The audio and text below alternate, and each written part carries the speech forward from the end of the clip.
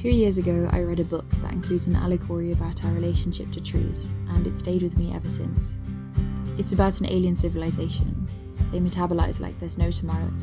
They zip around like swarms of gnats too fast to see, so fast that Earth seconds seems to them like years. To them, humans are nothing but sculptures of immobile meat. The foreigners try to communicate, but there's no reply. Finding no signs of intelligent life, they tuck into the frozen statues and start curing them like so much jerky for the long ride home. Sometimes I wonder whether we'll ever be able to understand the plant kingdom, or whether we'll always be like the alien civilization trying to make sense of Earth.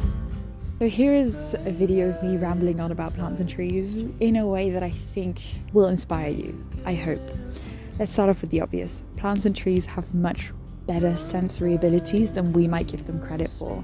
Plants can sense sounds and vibrations. They need to, because they need to be able to respond to insect attacks. And we have evidence that plants are able to recognize specific insects based on these vibrations or sounds, and that they're even able to remember it so that the next time they hear this sound, they can respond quicker and more effectively. In fact, plants are able to communicate with one another through gases in the air. There's this really cool example of these leaves that giraffes eat.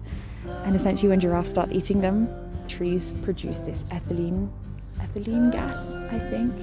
These protective gases anyway, which is then taken up by nearby trees, which causes them to produce more tannins, which is toxic for the giraffes and could potentially kill them. And this is exactly how the trees protect themselves against these giraffes. There are some other really cool examples like the mimosa plant, which curls up as soon as you touch it, or dotter vines, which are these vines that can't photosynthesize by themselves, so they need to parasitically get nutrients from a different host plant.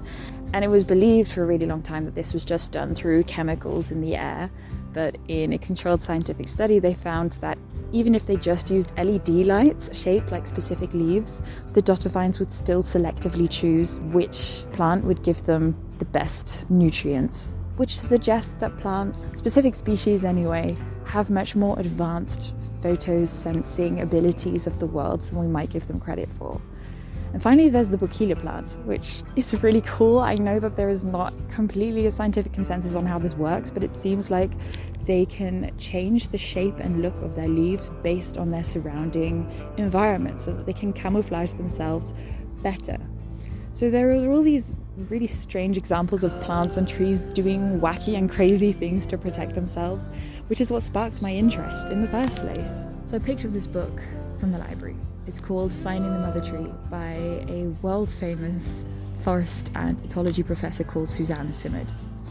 In it, she talks about her career as a scientist, as a woman, as someone who deeply cares for the forest. And in the book, she describes how she discovers this really interesting relationship in nature, which is between a tree and its roots and an underground fungus, and the mutual symbiotic relationship that the two of these have. The tree can photosynthesize and create sugars and fats, which it can give to the fungus underground. In return, the fungus can give nutrients from the soil to the tree. She takes this a step further and discovers that trees, through this underground network of fungi, they're able to communicate with each other and share resources among each other, kind of like this really interesting interconnected network. And she talks about how she received a lot of criticism and how a lot of scientists were skeptical.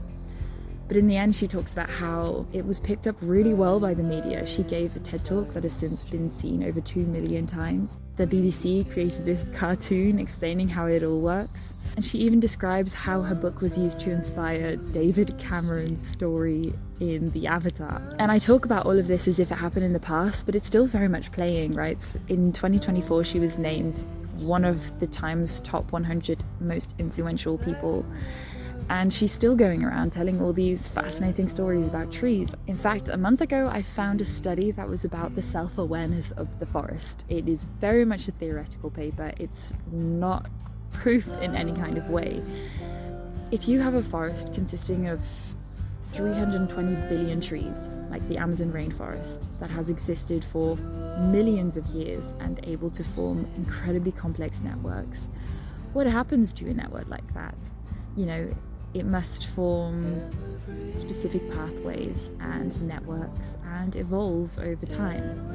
And all this researcher is saying is, how can we be completely sure that there isn't some kind of consciousness arising through that? He specifically says that he's not arguing that trees are conscious. He's more saying that, much like neurons in a brain, they could contribute to some kind of really complex network, some kind of consciousness underground. And how would that theoretically look? And then I found this article. This is an article that was published by 3 of Simard's earlier colleagues saying, put on the brakes. This is going way too far and way too fast. We simply don't have the scientific evidence to make all these claims, to say that trees can form these complicated, fast, immediate networks with each other. And they started really drawing into question what has actually been scientifically proven, what has been replicated, and where we are in the scientific field. Simard has since responded, saying that she doesn't agree with this criticism, that she thinks that the evidence is there, and that she will soon be coming out with yet another publication proving yet again what she has been saying. But that doesn't negate from the fact that this one paper has sparked some debate in the field. But now comes the real question.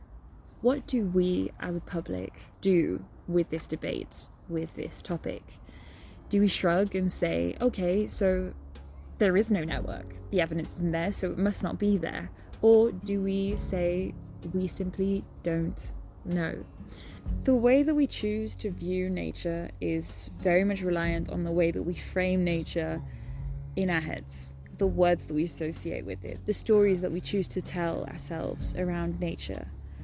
We could look at a tree and say, okay, it's an object, it's a resource, it gets bigger after a while, and that's it.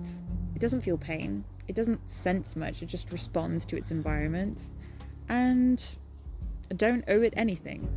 That's one way of looking at it. Or you could look at a tree and say, this is a living thing.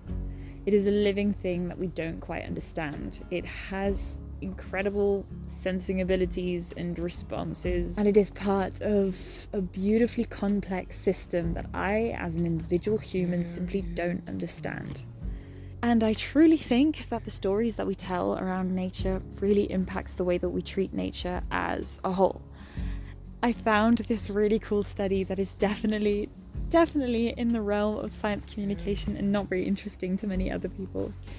But it was all about spectacular environmentalism and the way that it shapes our relationship to nature, the way that media shapes it. And there is a quote from this paper that I want to directly quote, so I'm just going to read that out. They state that it seems to emphasize that real nature is somewhere else. It is not to be found in the mundane and rather less dramatic natures amongst which we live and share our daily lives. And it can make our embodied interactions with material nature, as opposed to the virtual natures made possible through digital technology, somewhat less exciting and energizing as a result. In these nature documentaries, you usually have these almost otherworldly, fantastical, beautiful sceneries of places on our planet, and it's supposed to incite this awe and amazement for nature. But this paper actually theorizes that maybe it's not very good for our relationship with nature. Because if we've just seen this beautiful natural park or forest somewhere on the other side of the world, how do we then look at the tree outside our house or the forest nearby?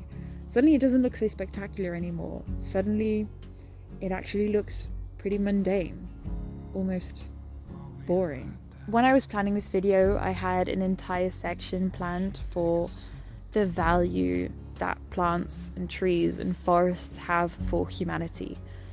Aside from just mitigating climate change, they have incredible capabilities and have been proven to be beneficial also for us humans. But I don't want to go into that too much, because I want to leave you with the idea that nature in itself has value. We are so human-centric when we think about intelligence and consciousness, and maybe we, and I'm including myself here, are getting too hung up in whether or not a tree is connected to a network in order for it to have value, in whether a tree can feel in order for it to have value. Should it be able to? I live in the Netherlands, a country that is very often prided on being really forward-thinking.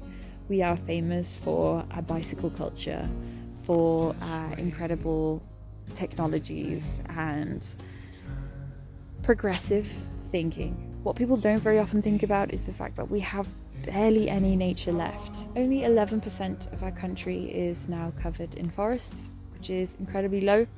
Our biodiversity percentage is lower than the European average and much lower than the global average. Just recently, they cut down a very old forest very close to where I lived because they were going to put a factory there for more workers. But then the factory closed and it never happened, and the trees got cut down for nothing. They put down a motorway very close to my house. I can actually hear it from where I'm standing right now, which is a protected nature area. But they justified it by making the maximum speed limit that the cars are allowed to drive ridiculously low, knowing full well that nobody would ever do that. And now that I have moved to a different place, they are about to do exactly the same thing there, cutting down more of the forest so that they can expand a motorway, even though a perfectly good alternative has been presented to them. And I simply don't know what I'm supposed to do. I will keep protesting, and I will keep speaking up and doing my absolute best to, again, reiterate the value that nature has. And occasionally, I will make silly little YouTube videos where I talk about something far too passionately, in the hope that someone will take something away from this. And the next time you walk past the tree, you think, it's a pretty fucking cool thing, isn't it?